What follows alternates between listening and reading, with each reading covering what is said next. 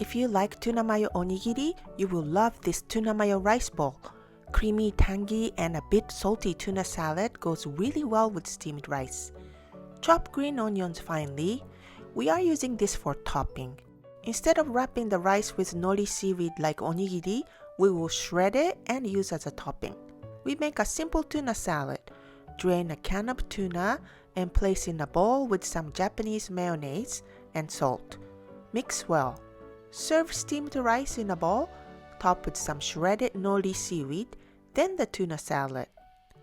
Add some chopped green onions. This is optional, but we love layu, Japanese chili oil. The flavor is not as overpowering as sesame oil, but it's aromatic and a tiny bit spicy. This is super easy to make with no cooking involved.